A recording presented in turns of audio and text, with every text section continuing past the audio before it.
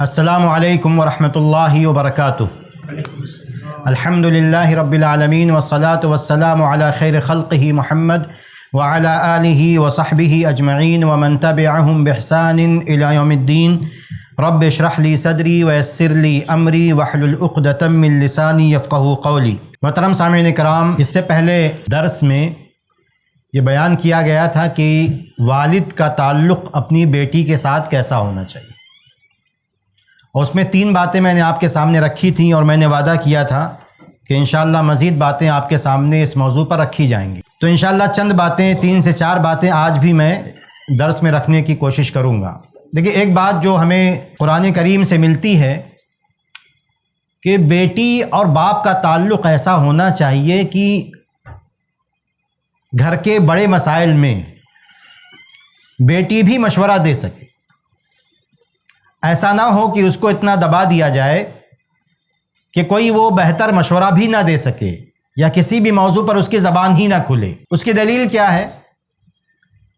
موسیٰ علیہ السلام کا قصہ کہ جب انہوں نے دونوں لڑکیوں کے مویشیوں کو پانی پلایا، اس کے بعد گھر لوٹے، اور اس کے بعد جو لڑکیوں کے باپ تھے، بعض مفسرین نے لکھا ہے کہ شعیب علیہ السلام تھے یا کوئی نیک آدمی تھے، تو موسیٰ علیہ السلام کو گھر بلایا، پورا قصہ ان کا سنا۔ اس کے بعد بیٹی نے کیا کہا؟ قالت احداہما، قرآن کہتا ہے کہ دونوں میں سے ایک نے یہ کہا یا ابتی استاجرہ، کہ اے ابا جان، ان کو آپ اپنے گھر میں مزدور رکھ لیں، اجیر رکھ لیں۔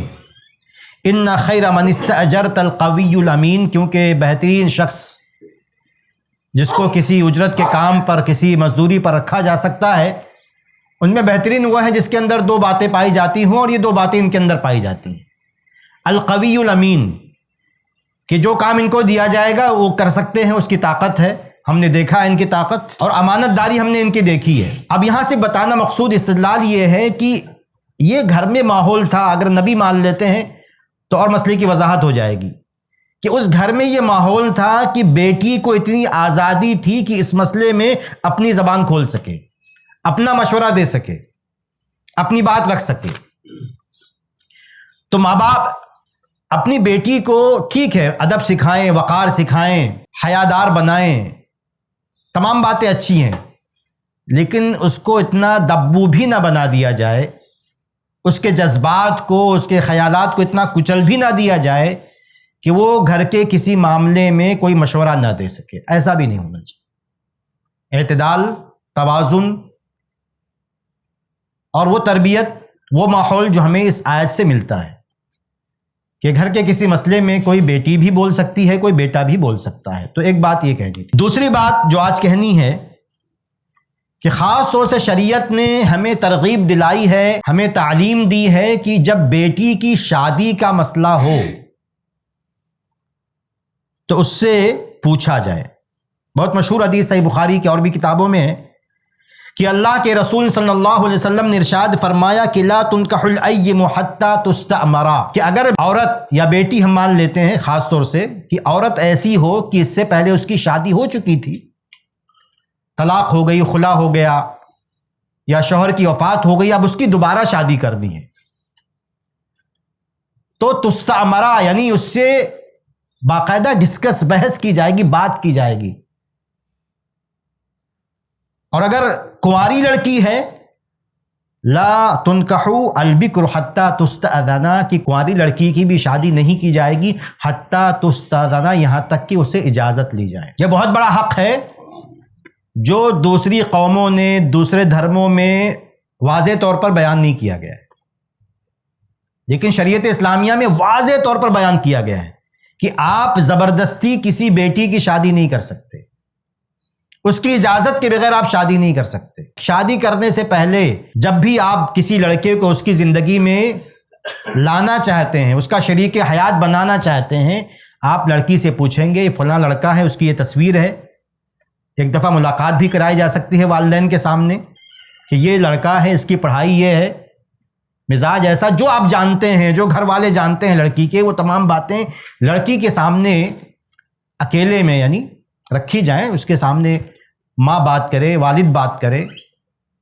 لڑکی کہے کہ ہاں ٹھیک ہے مجھے رشتہ منظور ہے، تو ہی اس کی شادی کی جائے گی، اس کی رضامندی کے بغیر شادی نہیں کی جا سکتی۔ ہمارے یہاں تماشا کیا ہوتا ہے؟ ایک تماشا جو اکثر آپ کو ہر نکاح پہ دکھے گا کہ جب پوری ہم نے بارات سجا لی، جسے اسٹیج سجا لیا، ہم نے سب کو دعوت دے دی، ہم نے کارڈ تقسیم کر دیے، اب شادی ہونے والی ہے، نکاح ہونے والا ہے، اس وقت لے جا کے رجسٹر دکھاتے ہیں بیٹی کو کہ نکاح پہ راضی ہو کہ راضی نہیں ہو۔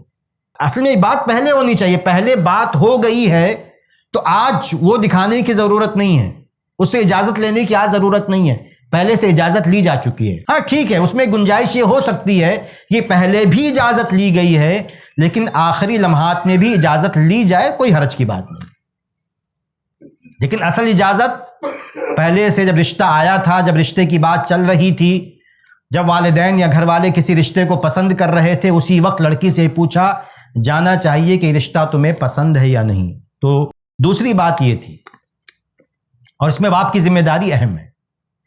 تیسری بات یہ تھی کہ اگر باپ گھر میں کسی کو کوئی تحفہ دیتا ہے، کوئی گفٹ دیتا ہے کسی بیٹے کو، تو اس کے لیے ضروری ہے کہ بیٹی کو بھی ویسا ہی تحفہ دے۔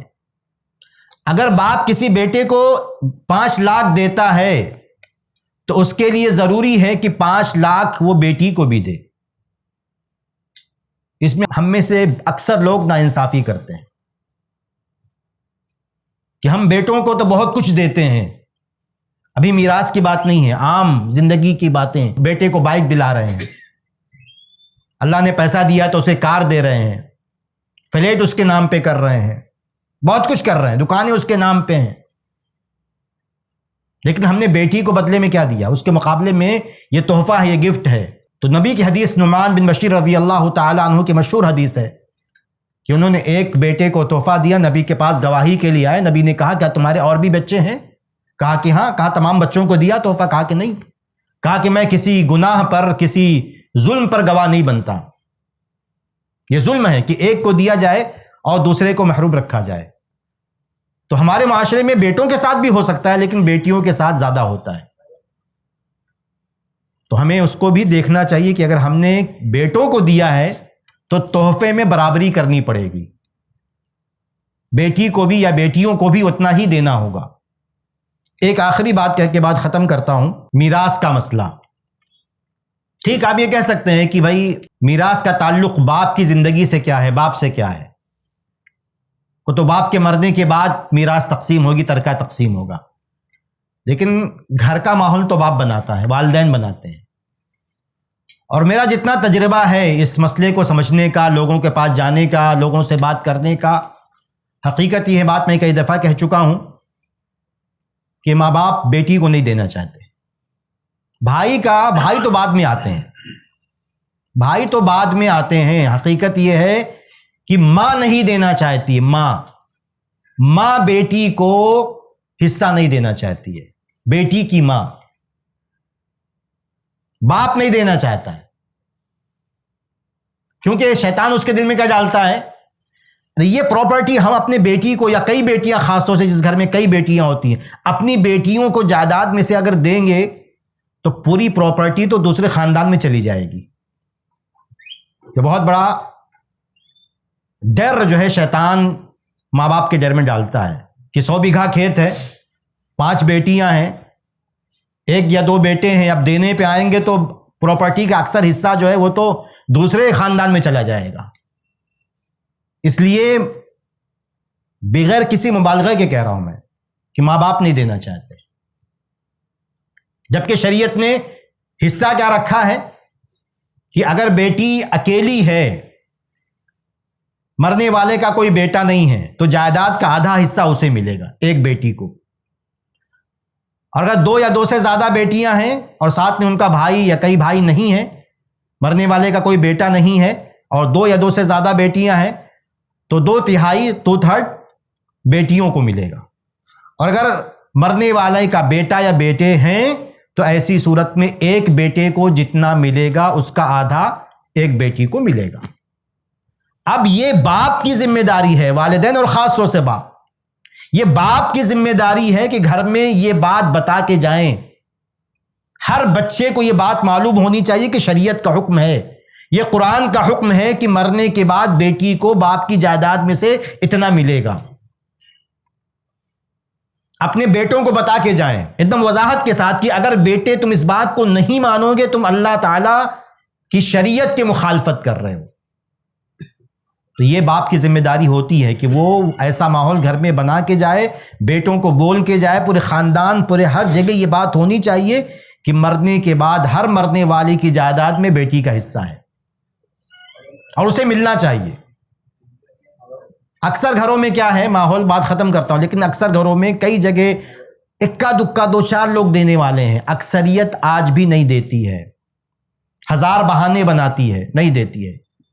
تو جو باپ کی بہت ساری ذمہ داریوں میں سے بیٹی کے تعلق سے ہے کہ اپنی زندگی میں بیٹوں کو سمجھا کے جائے، کوئی قانونی طریقہ ہو سکتا ہے تو وہ بھی کاغذات بنا کے جائے، لوگوں کو گواہ بنا کے جائے، خاندان میں بات کر کے جائے، سب کے سامنے بات کر کے جائے کہ مرنے کے بعد میری جائیداد میں میری بیٹیوں کو یا میری بیٹی کو ملے گا۔ یہ باپ کی ذمہ داری ہے۔ اگر اس نے ایسا نہیں کیا تو وہ پکڑا جائے گا۔ پکڑا کیوں جائے گا؟ دو وجہ سے، یعنی دو صورت میں پکڑا جائے گا۔